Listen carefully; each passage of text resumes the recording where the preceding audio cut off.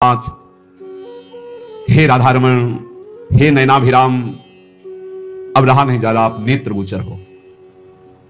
कदानुभविताश पदम दर्शोर में कब मैं आपको देखूंगा। ऐसे नाम जप बार बार पुकार कर, हे प्रभु आपके सिवा कोई नहीं मेरा है। ये बहुत मीठा शब्द है, ये आपके सिवा मेरा कोई नहीं, ये बात बैठ जाए हृदय में। कोई नहीं है प्यारे, कोई नहीं। अभी ट्रांसफर हो इस शरीर से, देखो कौन है आपके साथ, अकेले आप, कोई साथ देने वाला नहीं। मान जाइए, अंदर से मान जाइए, बाहर से सबसे व्यवहार कीजिए भगवत स्वरूप, अंदर से अपनापन केवल प्रभु के चरणों में। आप ही मुझे अपना बना लीजिए प्रभु, क्योंकि प्रेमदम, प्रेम दान करने वाले आप ही हो, मेरा कोई नहीं है। कामदम, मेरे मनोरथ पूर्ण करने वाले आप ही हो। वेदनम च, वेद माने रहस्य का ज्ञान कराने वाले, अपने ज्ञान का रहस्य प्रदान करने वाले आप ही मेरे गुरुदेव हो। वैभवम च, समस्त भागवतिक सद्गुण देवी संपदा ये आप ही मेरे अंदर प्रकाशित करो। जीवनम च में, मेरे जीवन हो, और जीवितम च में, मैं आपसे मैं जीवित हूं। मेरे प्राणों का पोषण अन्न जल से नहीं, आपसे होता है। दैवतम च, मेरे देवता हो आप, मेरे सर्वस्व हो आप। और करे चमे दैव ना परम, आपसे बढ़कर कोई नहीं है, आपके सिवा कोई नहीं है। हृदय में प्रभु को अपना मान करके किसी भी तरह का शास्त्र विरुद्ध आचरण ना करते हुए निरंतर नाम जप किया जाए, बहुत जल्दी स्थिति आ जाएगी। अधर्माचरण करके जो थोड़ा सा भी खान पान, रुपया पैसा, ये नष्ट कर देता है, विश्वास कीजिएगा। इसलिए डरो। ये जो अच्छे अच्छे पदार्थ खवाने वाले जन हैं, ये हमारे सुकृतों को लेने वाले हैं, ये हमारे भजन को लेने वाले हैं। इदम मधुमुखम विषम हरति जीवितम तत्क्षणा, बहुत ध्यान देने योग्य बात है। बहुत बड़े महापुरुष श्री जगतधर भट्ट नाम के भगवत भक्त हुए, वो कह रहे हैं, इस बहुत ध्यान देने योग्य बात है। इदम मधुमुखम, ये जो पराया दान है, रुपया पैसा है, भोजन सामग्री है, ये मधुमुखम, देखने में तो शहद जैसा लगता है, कितना बढ़िया खीर, कितना रसगुल्ला, कितनी ये, लेकिन विषम, ये विष है। इस संसार में ये जो पाप कर्म कमा करके धन एकत्रित करते हैं, या इन पाप कर्म करने वालों का जो धन लिया जाता है, ये देखने में आरंभ में शहद जैसा दिखाई देता है, बहुत मीठा, बहुत अच्छा, सुखद, लेकिन इसको भोगने में विष है। जो जब तक भोगा नहीं जाता तब तक ये अमृत जैसा दिखाई देता है, अधर्म की कमाई। और जहां भोगा गया तहां ये बुद्धि नष्ट, जीवन नष्ट, तेज नष्ट, सब नष्ट कर देता है। भूखे रहना पसंद है, अधर्मियों के द्वारा दिया हुआ दान नहीं स्वीकार करना चाहिए। पक्का समझो, पक्का। ये कैसा है? बोले शरीर को रोग ग्रसित करके भयानक दुख देना, बुद्धि को भ्रष्ट करके भयानक पाप पैदा कर देना, परिवार में अशांति पैदा कर देना, हृदय में अशांति पैदा कर देना, अधर्म का धन। इससे बचना चाहिए। लोग बड़े खुश होते हैं घूस लेने में, बहुत खुश होते हैं कि हमने बेईमानी कर ली, बहुत खुश होते हैं कि छल कपट करके सर्वनाश कर देगा। मान लो सच्चाई से तुम्हें जो भगवत प्रसाद रूप मिलता है, अपने कर्तव्य का फल, उससे तो ठीक है, लेकिन अपने कर्तव्य से गिर करके जो कुछ एकत्रित करोगे तुम्हारा नाश कर देगा। बचो इस दक्षिणा से, बचो इस हलवा पूरी से, बचो। प्रार्थना है, शौचाई बनेगी, चाहे नमक रोटी खाओ, चाहे बड़ी रसगुल्ला खाओ, और जो खून बनेगा वो खून जो है तुम्हारी बुद्धि को भ्रष्ट कर देगा, टिकेगा नहीं शरीर में। वो ऑपरेशन, फोड़ा फुंसी, रोग इनके बन करके निकलेगा, फाड़ के निकलेगा। गृहस्थों के अन्न के मोटे मोटे दांत, भजन न करोगे तो फाड़ डालेंगे हाथ। इसको याद रखो, ये ब्रह्म सूत्र है। ये ऐसा मत समझो कि हलवा पूरी और सब रसगुल्ला बड़ी आराम से खा रहे हैं, बड़ा चैन है बाबागिरी में या दान पुण्य के धन में।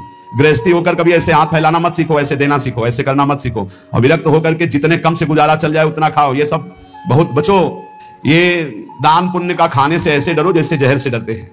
कई बार कहा है, गृहस्थों के अन्न के बड़े बड़े दांत, भजन न करोगे तो फाड़ डालेंगे हाथ। सबकी भावना बनती है कि हम साधु सेवा करें, होती है कि 4 रोटी हम पाते हैं तो 2 पवाएं, ऐसा होता है। ये जो अधर्म का पैसा का भंडारा पवाओगे ना संतों को, तो आप ऐसे में खोपड़ी फोड़ेंगे, पट्टी बांध करके घूमेंगे, जहां तिलक लगता है वहां पट्टी बंधेगी, जहां एक दूसरे के चरणों में झुकना चाहिए वहां बहनी बिटिया की गाली और थप्पड़ चलेंगे। क्यों? क्योंकि तुम्हारे पैसे हैं, तुमने जैसा कमा के दिया वैसे ही। सुनाया था ना, एक परमहंस जी जंगल में रहते थे, राजा गए, बहुत दिन पीछे पड़े, निमंत्रण दिया, चलो महाराज। महल में गए, प्रसाद पाया। अब वो राज वैभव का प्रसाद, जंगल में आए तो उनको गुलरी पिपरी ये सब अच्छा नहीं लगता, कंदमूल फल, बस रास्ते ही देखते कभी घोड़ा दिखाई दे राजा का, निमंत्रण दे दे। आ गया राजा, फिर ले गए तो महल में टंगा था रत्न जटित हार, उठाया और झोली में डाल लिया। जंगल जब वापस चले गए अपनी कुटिया में, तो रानी श्रृंगार की ले गई, बोली महाराज मेरा हार गायब है। उनका दास दासियों से पूछो, बोले यहाँ कोई बाहर की दास दासियां नहीं, ये निजी दास दासियां हैं। मेरा हार उनका हार है, वो चुरा के जाएंगे कहाँ? उनको कोई पहनना तो है नहीं, या फिर महात्मा जी आए थे ये चुरा ले गए। महात्मा जी क्यों चुरा ले गए हो? तो जंगल में रहते हैं, उनको हार आदि से। बोले पक्का 100% वही चुरा ले। बोले हम आपको नया बनवा देंगे, आप ऐसा दोषारोपण संतों पर ना करें। पर लगा उनको कि हाँ महात्मा जी ले गए। तो 8-10 दिन जब उपवास करते हुए वो खून भस्म हुआ, तो झोली उठाई फल मूल लाने के लिए, तो देखा वजन, हाथ में देखा हार। बोले कि कैसे बुद्धि भ्रष्ट हो गई, मैं हार क्यों ले आया चुरा के?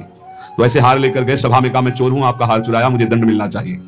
राजा ने कहा महाराज मैं परीक्षा के लिए आपकी झोली में डाल दिया था, आप सत्य हैं, आप चोर नहीं हो, और उनको अंदर ले गए। राजा ने इसलिए ऐसा कहा कि सबके संतों के प्रति भावना न खराब हो जाए। एकांत जाके कहा महाराज आप ही हार चुरा कर ले जाते हैं और फिर आप ही वापस लाते हैं, इसका रहस्य क्या है? उनका इसका रहस्य तुम्हारा अन्न है। मैं एकांत में कंदमूल फल खाकर भजन करने वाला, तुमने निमंत्रण दिया, राजन पाया, मेरी बुद्धि भ्रष्ट हो गई और मैंने चोरी कर लिया। पक्का समझो ये जो अधर्म का दिया हुआ धन है, ये तुम्हारे को भी नष्ट करेगा और जिसके पास जाएगा उसकी भी बुद्धि नष्ट करेगा। बहुत दयनीय दशा हो जाती है जब भजन में रुचि नहीं होती, रुपए में दृष्टि होती है और भंडारे में दृष्टि होती है। बड़ी दयनीय दशा होती है, बड़ा हृदय शुद्ध होता है। फिर आखिरकार ये कहना पड़ता है कि राधे राधे करो, चुपचाप भजन करो, भजन में लगो, कोई बात नहीं, जैसे प्रभु रखे वैसे रहो। बकाया प्रार्थना है, जिनके कानों में शब्द पड़ रहे हो, माधुकरी पालो या जो नमक रोटी बने उससे जीवन यापन करो। ये दूसरों के द्वारा दिए हुए बहुत प्रकार के मेवा पकवान मिष्ठान अगर खाओगे तो आपस में बुद्धि आपकी द्वेष राग करेगी, लड़ाई झगड़ा करेगी, भगवत प्राप्ति नहीं कर पाएगी। नच दक्षिणाम, बिल्कुल कड़े रहो। भरण पोषण करने वाली स्त्री जी हैं, यहां वही भेजेंगी जो पास करके भेजेंगी, पूछने की भी जरूरत नहीं पड़ेगी, बस कड़ा स्वभाव रखो, तनिक भी किसी से लेने की चाह ना हो। गरज होगी तो विश्वंभर स्वयं अपने आप करेगा, तभी बुद्धि शुद्ध रहेगी। उतना ही हमने देखा है महापुरुषों को भी भंडारे में पाते हुए, बहुत वीतराग परमहंसों के साथ रहे, तो वैसे लिया, उतना ही लिया जो उदर पोषण के लिए जरूरी है। 2 कचौड़ी 2 पूड़ी थोड़ी सब्जी, बस। महाराज ये गुलाब जामुन ना, दक्षिणा ना भाई ना, खप्पर में लिया और गंगा किनारे बैठ के बारे, कुछ नहीं बिगड़ा। उचित, जिस दिन उत्तम पदार्थ जो संसार में कहे जाते हैं उस दिन आपका आधा पेट होना चाहिए। लेकिन कोई कोई तो उस दिन ना बाल भोग करेगा, ना पानी भी ज्यादा पिएगा, क्योंकि पेट का संध्या से बंद हो जाते हैं किसी किसी के। तो कल है ना भंडारा, तो संध्या से अब वही पा लेंगे 20 लड्डू 15 गुलाब जामुन, ये वो ठास के। अब क्या होगा, उनका जब खून बनेगा तो फिर मारपीट लड़ाई झगड़ा।